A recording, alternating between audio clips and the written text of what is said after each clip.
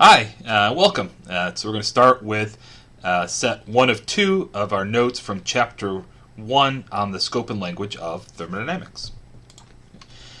And so I'm going to start out with a quote from Albert Einstein. Okay, so you can take a minute to read it to yourself. So theory is the more impressive, the greater the simplicity of its premises, the more different kinds of things it relates, and the more extended its area of applicability. Therefore, the deep impression that classical thermodynamics made upon me. It is the only physical theory of universal content which I am convinced will never be overthrown within the framework of applicability of its basic concepts. So thermodynamics is an interesting subject in that it originated during the Industrial Revolution, where people were interested in converting heat to work. Okay? People were interested in converting heat to work, and then also on the efficiency of such processes. So for a given amount of heat, how much work can I extract? Okay? And so ever since these very humble origins, thermodynamics has remained a steady field of study. In fact, I would call myself a thermodynamicist. And the more and more research that's been conducted in the field, none has been found to disprove any of those original laws laid down over 100 years ago. Okay? And so I think that's what Einstein's getting at. And so if you recall, Einstein's famous theory of relativity proves a limitation of Newtonian mechanics. There's been no theory of relativity in a sense that has disproved any of the laws of thermodynamics.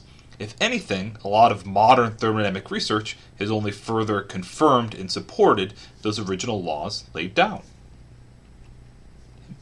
So we kind of mentioned the origin of thermodynamics in the last slide. And so when I think about kind of these historical origins during the Industrial Revolution, this is essentially the content of your first thermodynamics course, so engineering thermo. Okay. So thermodynamics originated during the Industrial Revolution, where people were interested in converting heat to work. Okay. So people were developing machines that transferred heat to work and energy, and then they were ultimately interested in the efficiency of such processes, right? And so this first bullet point will ultimately, translate to the first law of thermodynamics, and then the second bullet point is the second.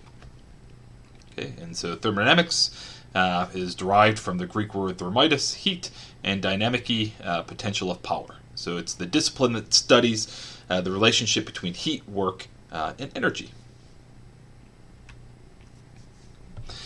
So first law of thermodynamics. So this is from Smith, Van Ness, and Abbott. So although energy assumes many forms, the total quantity of energy is constant, and when energy disappears in one form, it appears simultaneously in other forms. Okay. And so our first law of thermodynamics takes the basic form of delta U is equal to Q plus W, or in its differential form, du is equal to del Q plus del W. Okay. So U is internal energy, Q is heat, and W is work. Okay. So when we write in its differential form, all right, the differential of internal energy, so this is d, straight up d, u. The reason this is a normal d is that u is a state function. Okay, so for a single component, single phase system, if I specify two intensive properties, the internal energy of that system is fixed. So if I go from, say a given temperature and pressure to another, no matter how I go from state A to state B, that change in internal energy is going to be exactly the same. Okay. Q and W are a little different though. Right? So we have these curly D's here, okay, because Q and W are both path functions. Okay. So going from A to B, the amount of heat required is dependent on the path that you take in going from A to B. Okay. So Q and W are both path functions. So if we go back to our first equation, so our basic equation for the first law of thermodynamics, delta U is Q plus W. Okay, so one thing to point out here and to remember throughout the course is that thermodynamics is a field of changes. There is no such thing as an absolute energy. Right? Thermodynamics is a field that's interested in evaluating the differences in properties. Okay, and so in our first law we already see it that this is delta U. So oftentimes we'll report, absolute internal energies. Okay, again, keep in mind there's no such thing as absolute. we essentially what we'll do is we'll define a 0 in some way that will just allow us to tabulate properties in what appear to be some sort of absolute form for convenience. Okay. The other thing to point out is in the textbook we'll write delta U is Q plus W. So this is standard IUPAC convention. Okay. And so what's important when we write a plus or a minus sign here in our first law is what that actually means. Okay. So in IUPAC standards, Q is positive when heat is added to the system. It's negative when heat is removed from the system. W is positive when work is done on the system. It's negative when work is done by the system. Okay, so our form will be Q plus W, where Q, again, is positive if heat's added to the system, negative if heat's removed. W is positive if heat's added to the system, and negative if heat's removed. You will see, especially in some older textbooks, especially chemical engineering textbooks, that this is written in the form of Q minus W. And so what you just need to look at in those cases is how they're defining Q and W. And typically there, when it's written in that form, positive W would correspond to work done by the system. Okay, so we'll use Q plus W, and what's more important is to remember what these quantities, what a positive heat and positive work actually mean. Okay. All right, and what we'll get to in Chapter 5 is our combined statement of the first and second law that'll give us an expression for U just in terms of differentials. Okay, but we'll get to this later on in the course. Okay, but that'll be our fundamental equation or combined statement of the first and second law, which will carry throughout the course. Okay, and the basic premise will be that if we assume that the only heat exchange is reversible, so we can substitute in for del Q TdS, and if we assume that the only work done on or by the system is boundary work, okay, we get PdV, so it's negative PdV. Because if my volume is expanding, that corresponds to my system doing work on the surroundings, so that work term should be negative, negative PdV.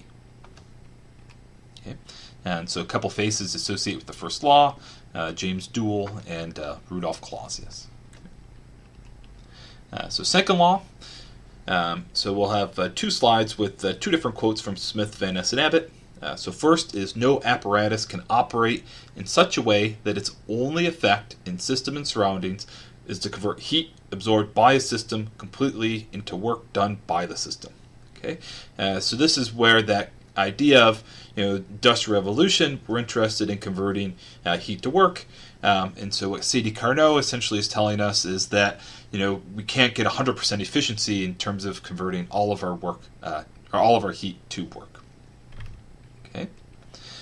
Another definition, so this more in line with Rudolf Clausius, no process is possible which consists solely in the transfer of heat from one temperature level to a higher one.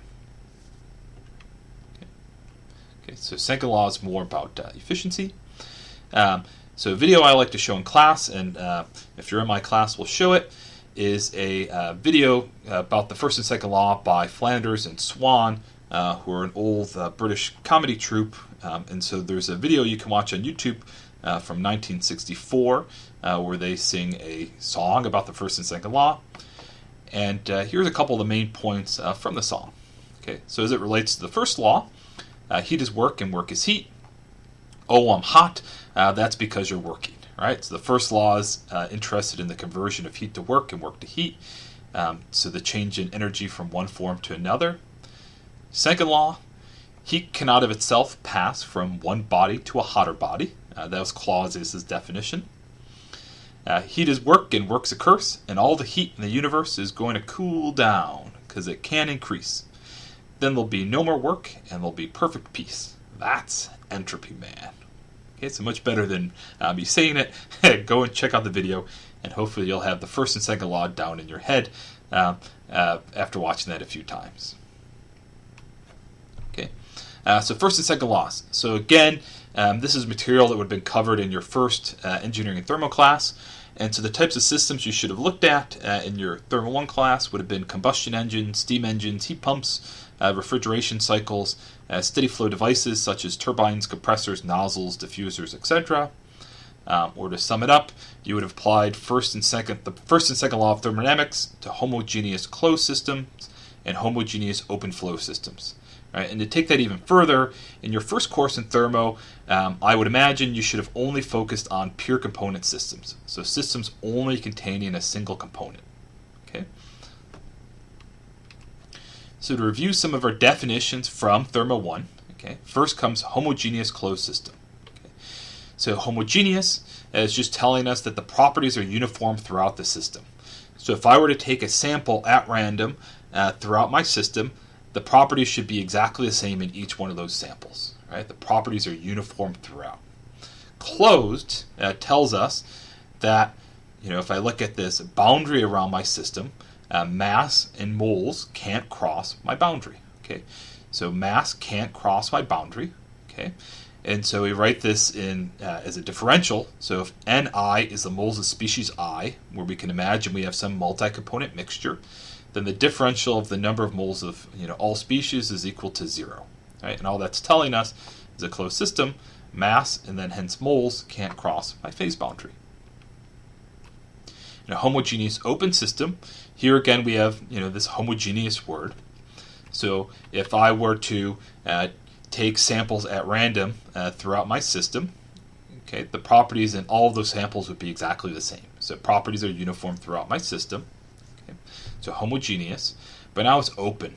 Okay, and so here I've tried to draw some dotted lines at the top and bottom of my system. Okay, and the idea with the dotted lines is that mass now can cross my boundary.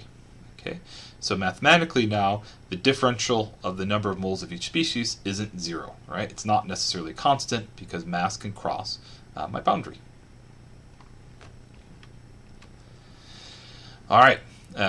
Third, heterogeneous closed system.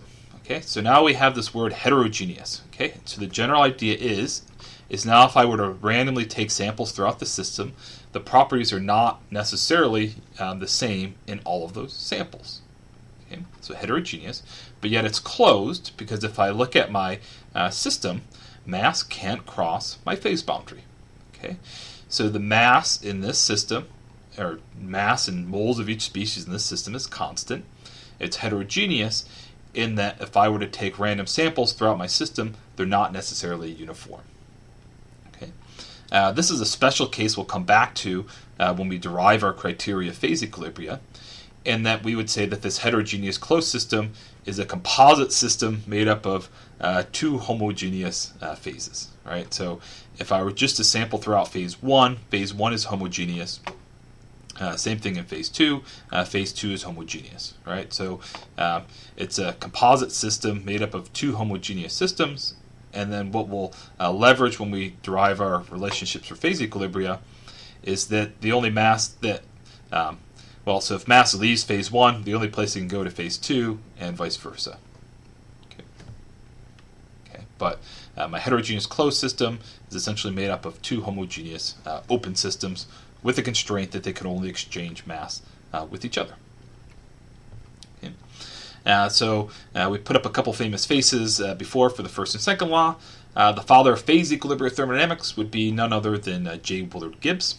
Okay, so he is the father of phase equilibria thermodynamics, and his main contribution, among many other, is he took.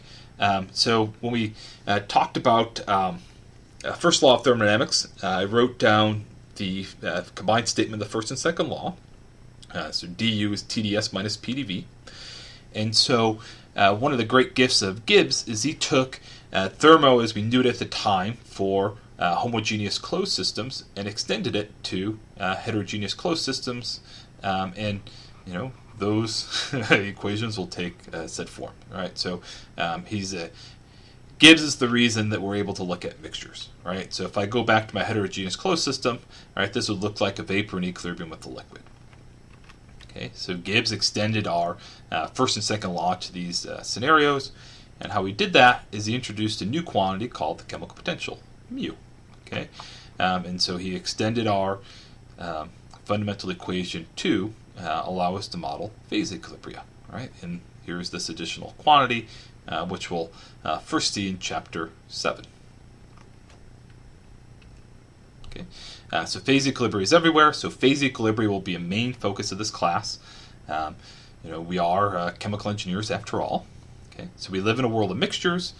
Separation processes are a part of our daily life, whether it's our lungs separating oxygen from air that's dissolving into our blood, brewing coffee where we're leaching water-soluble compounds from my coffee grounds, and then ultimately adding creamer to solubilize the residual oils to take away that bitter taste. Soaps and detergents are designed to dissolve oily compounds, and there's many, many other examples. And within chemical engineering, so you should take a class in separation processes or mass transfer here. And so separation processes is an essential role of chemical engineers. Okay, so according to Phil Wincott, 40 to 70% of the capital and operating costs of chemical plants is in separation processes. Okay, and at the heart of separation processes is chemical engineering thermodynamics. Right, the main topic that we'll discuss here in this class. And why we need to become expert thermodynamicists is, well, one, 40 to 70% of our capital and operating costs of a chemical plant is in separations. So your company that you're going to work for someday is developing a significant amount of capital in such operations rooted in the fundamental principles of thermodynamics. Okay, and so if we want to save your company money so that you can hopefully make more, right? You need to become proficient in thermodynamics, because any small improvements you can make can have a huge impact. Okay, not just in your pocketbook, but in the greater world around us. Okay, so you could ultimately think of a chemical plant as being a small reactor surrounded by separation processes. Right, and where separations come in is if I have some reactor. Right, so maybe the reactor you could think of as the heart of chemical process. But separations are going to come in, and then I'm going to have some raw material, and I'm going to need to prepare them. I need to prepare my reagents to enter my reaction vessel. Then once I get some products out of my reaction vessel, I'm ultimately going to need to purify them or convert them to one form or another to be delivered as a product. Okay, and so one thing to keep in mind in this course is here's a great quote from John Prausnitz. Do the best work in thermodynamics that you possibly can and enjoy it thoroughly, but don't lose sight of the goal. Thermodynamics comes second. First comes chemical engineering. Okay, and essentially what we're getting at is separation processes, as we said, are hugely important. They're fundamentally based on chemical engineering thermodynamics. But in this course, our main objective is ultimately going to be keeping these processes in mind. Our goal is to solve real problems. Our goal is to make real improvements to existing chemical technologies. Okay, and so at times we'll develop models which ultimately make our life easier. While they come at a sacrifice in that they're not theoretically correct or 100% accurate, what they'll allow us to do is solve real problems and design real chemical processes. So last kind of definition from Thermo 1 that I want to mention is the difference between extensive and intensive properties. So we'll talk about intensive properties a lot in this class. So an intensive property is independent of the size of the system, where an extensive property is size dependent. Okay, and so what I like to think of is if I have a system, and so here I have our homogeneous closed system. Okay, so I have that system. I measure a whole slew of properties. If I were then to magically chop that system in half, so if I karate chop that system in half, and I'll remeasure all of those same properties in these two new systems I created, are they the same? So things like molar volume, right? So molar volume is an intensive property, volume per mole. So when I chop that homogeneous system in half, the molar volume in those two halves are still exactly the same. Now total volume, total volume is an extensive property. I cut that system in half. My total volume is cut in half as well. Okay, and so with that, we'll wrap up these notes and move on to part 2 in a moment here.